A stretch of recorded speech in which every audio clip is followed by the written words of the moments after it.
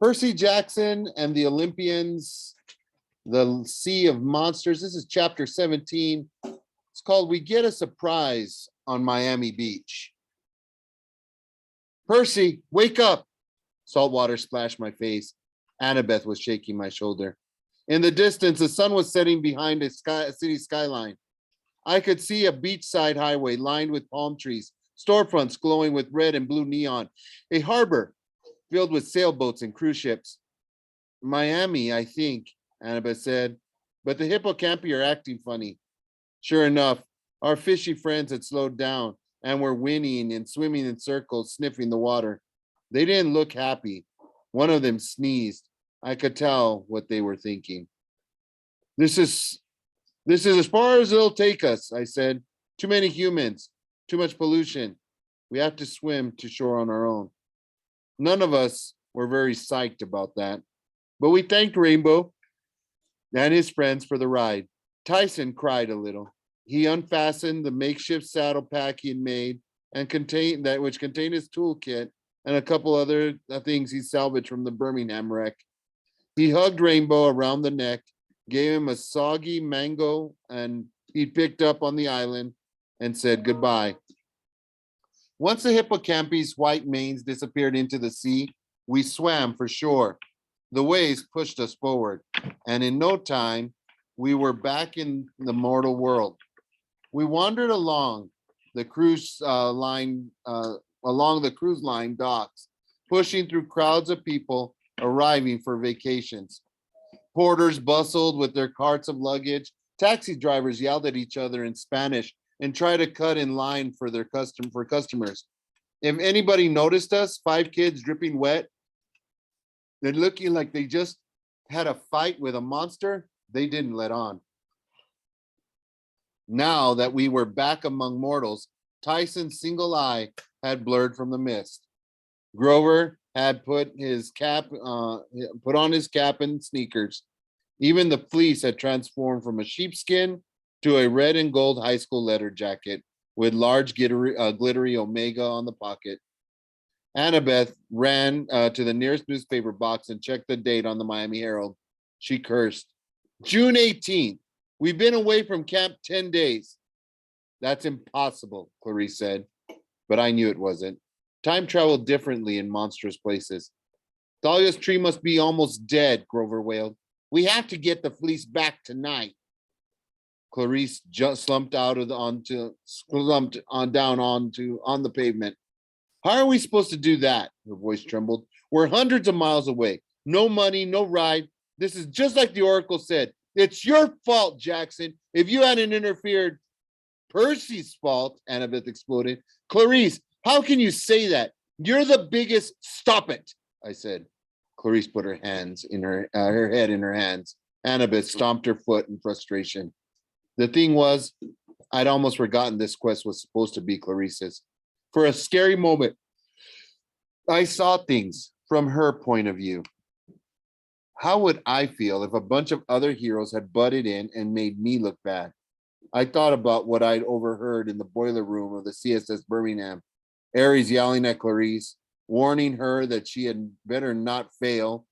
Ares could care less about the camp, but if Clarice made him look bad, Clarice, I said, what did the Oracle tell you exactly? She looked up. I thought she was going to tell me off, but instead she took a deep breath and recited her prophecy. You shall sail the iron ship with warriors of bone. You shall find what you seek and make it your own. But despair for your life entombed within stone and fail without friends to fly home alone. Ouch, Grover mumbled. No, I said, no. Wait a minute. I've got it. I searched my pockets for money and found nothing but a golden drachma. Does anybody have any cash? Annabeth and Grover shook their heads more morosely. Clarice pulled a wet Confederate dollar from her pocket and sighed. Cash? Tyson said hesitantly. Like green paper? I looked at him. Yeah, like the kind in duffel bags? Yeah, but we lost those duffel bags. I shuddered to a halt as Tyson rummaged in his saddle pack and pulled out a Ziploc bag full of cash that Hermes had included in our supplies. Tyson, I said, how did you? Thought it was a feed bag for Rainbow, he said. Found it floating in sea, but only paper inside. Sorry. He handed me the cash, fives and tens, at least $300.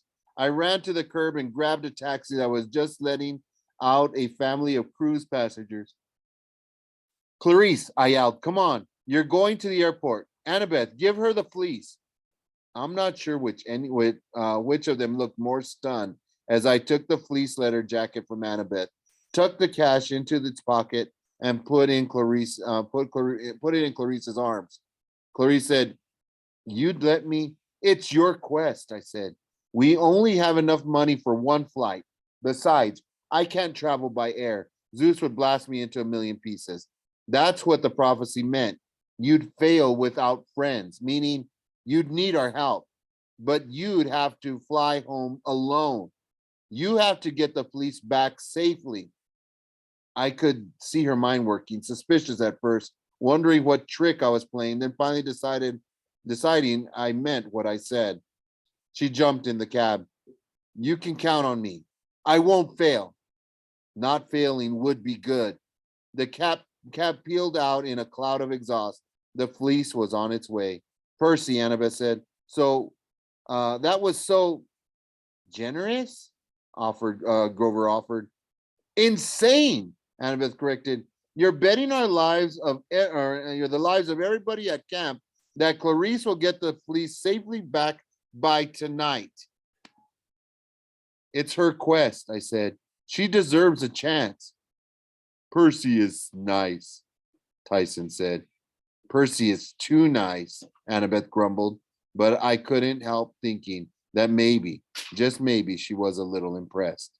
I'd surprised her anyway, and that wasn't easy to do.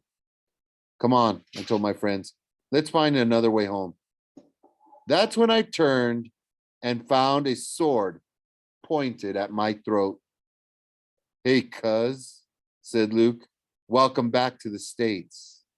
His bear man thugs appeared on either side of us. One grabbed Annabeth and Grover by their shirt collars. The other tried to grab Tyson, but Tyson knocked him into a pile of luggage and roared at Luke.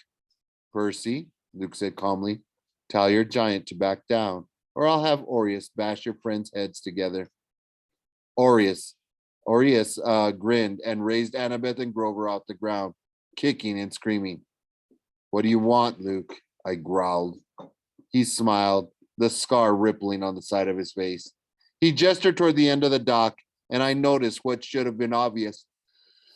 The biggest boat in port was the Princess Andromeda. Why, Percy? Luke said. Why, Percy? Luke said, I want to extend my hospitality. Of course. The Bear Twins herded us aboard the Princess Andromeda. They threw us down on the aft deck in front of a swimming pool with sparkling fountains that sprayed into the air. A dozen of Luke's assorted goons, snake people, Lastrygonians, demigods in battle armor, had gathered to watch us get some hospitality.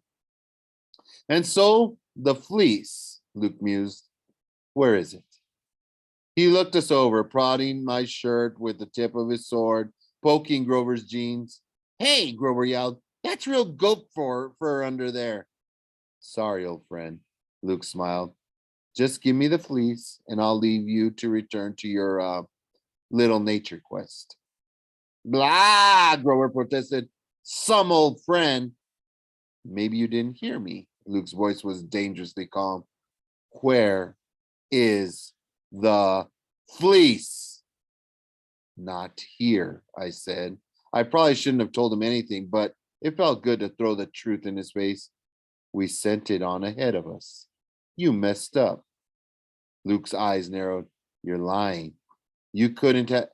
His face reddened as a horrible possibility occurred to him.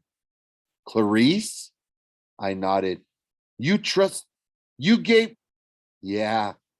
Agrius! The bear giant flinched. Yes? Yes?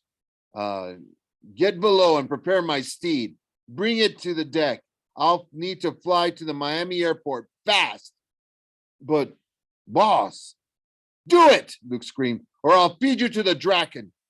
The bear man gulped and lumbered down the stairs. Luke paced in front of the swimming pool, cursing in ancient Greek, gripping his sword so tight his knuckles turned white. The rest of Luke's crew looked uneasy. Maybe they'd never seen their boss so unhinged before. I started thinking, if I could use Luke's anger, get him to talk so everyone could hear how crazy his plans were. I looked at the swimming pool, at the fountain spraying into the air, making a rainbow in the sunset, and suddenly I had an idea. You've been toying with us all along, I said. You wanted us to bring you the fleece and save you the trouble of getting it. Luke scowled. Of course, you idiot. You've messed everything up. And you've messed everything up. Traitor. I dug my last golden drachma out of my pocket and threw it at Luke. And as expected, he dodged it easily.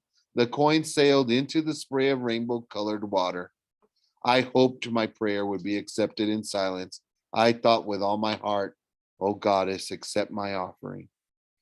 You tricked all of us, I yelled at Luke. Even Dionysus at Camp Half-Blood. Behind Luke, the fountain began to shimmer, and I needed everyone's attention on me. So I uncapped Riptide. Luke sneered. This is no time for heroics, Percy. Drop your puny little sword, or I'll have you killed sooner rather than later. Who poisoned Thalia's tree, Luke? I did, of course, he snarled. I already told you that. I used the elder python venom, straight from the depths of Tartarus. Chiron had nothing to do with it? Ah, you know he would never do that. The old fool wouldn't have the guts. You call it guts, betraying your friends, endangering the whole camp? Luke raised his sword. You don't understand the half of it. I was letting you take the fleece. Once I was done with, I was going to let you take the fleece. Once I was done with it, that made me hesitate. Why would he let me take the fleece? He must have been lying, but I couldn't afford to lose his attention. You were going to heal Kronos, I said. Yes, the fleece's magic would have sped up his mending process by tenfold, but you haven't stopped us, Percy. You only slowed us down a little. And so you poisoned the tree, you betrayed Thalia, you set up all to help Kronos destroy the gods? Luke gritted his teeth. You know that. Why do you keep asking me? Because I want everybody in the audience to hear you. What audience? His eyes narrowed, and he looked behind him, and his goons did the same. They gasped and stumbled back. Above the pool, shimmering in the rainbow mist, was an iris message, a vision of Dionysus, Tantalus, and the whole camp in the dining pavilion. They sat in stunned silence watching us. Well, Dionysus said dryly, some unplanned dinner entertainments. Mr. D, you heard him, I said. You all heard Luke. The poisoning of the tree wasn't Chiron's fault. Mr. D sighed. I suppose not. The iris message could be a trick, Tantalus suggested, but his attention was mostly on his cheeseburger, which he was trying to corner with both hands. I fear not, Mr. D said, looking with distaste at Tantalus. It appears I shall have to reinstate Chiron as activities director, and I suppose I do miss the old horse's pinochle games. Tantalus grabbed the cheeseburger. It didn't bolt away from him. He lifted it from the plate and stared at it in amazement, as if it were the largest diamond in the world. I got it, he crackled. We no longer need you in your services, Tantalus, Mr. D announced. Tantalus looked stunned. What? But you may return to the underworld. You are dismissed. No. And as he dissolved into mist, his fingers clutched at the cheeseburger, trying to bring it to his mouth. but it was too late. He disappeared, and the cheeseburger fell back onto its plate, and the campers exploded into cheering.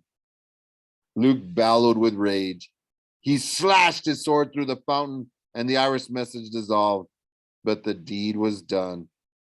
I was feeling pretty good about myself until Luke turned and gave me a murderous look. Kronos was right, Percy.